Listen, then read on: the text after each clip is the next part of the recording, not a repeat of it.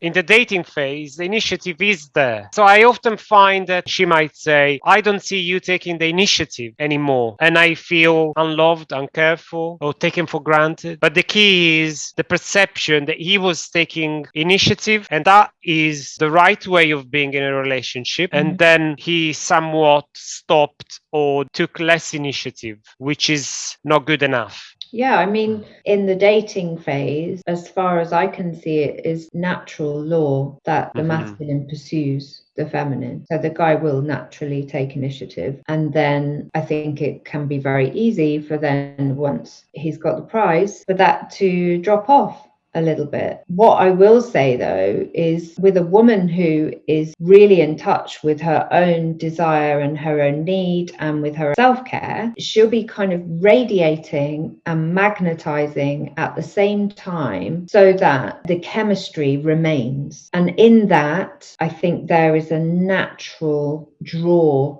towards the woman from the guy because of how she is taking care of herself. I don't feel as if it is the guy's responsibility so much. I feel like it's the woman's responsibility to make sure she's thriving and turned on and magnetic and all of those things. And that it will be a natural, a lot of people talk about polarity. It's a real buzzword at the moment. I mean, that appears naturally when you're both taking good care of yourselves in your respective dynamic, in woman in the feminine, man in the masculine, making sure you've got time apart and all of those things, so that when you come back together, there's more electricity, there's more spark, it's naturally more exciting. So if you are cohabiting, take enough time away from each other and make those moments together special. I think that's 100%. I think taking the time out, there's a correlation being drawn here that isn't necessarily truth. So sometimes people will think, or maybe a woman may think, that they've moved from dating phase, now they're living together and things have changed, and it's because they're living together, sort of, but maybe it's because you have both stopped doing the things that light you up individually because you're living together. So it's almost like a laziness that creeps in, and it is super important to take that individual care for yourselves, so that then you can come together and still feel like it's really fun and that it's really enjoyable. I do see that. I see a lot of people they just work and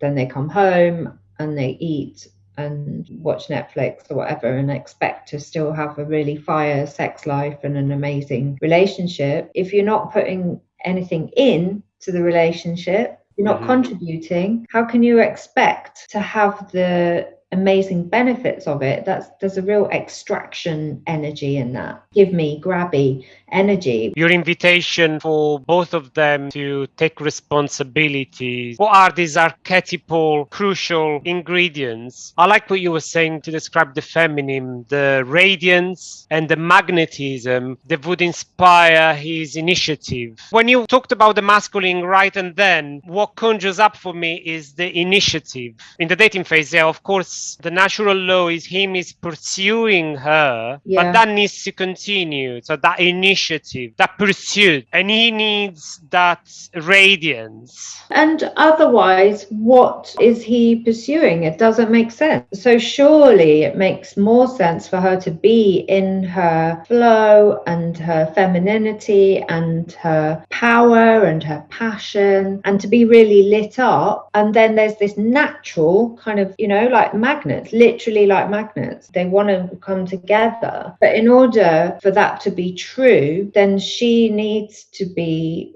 listening to whatever is going on internally and following what is true for her outside of the relationship. When people assume that the relationship is going to fulfill all their needs, and that is not the case. With a conscious relationship, that's not they're designed for. They're designed for you to have fun and maybe grow together if that's what you both want, but not to fulfill every single need. It's unrealistic and it is extractive.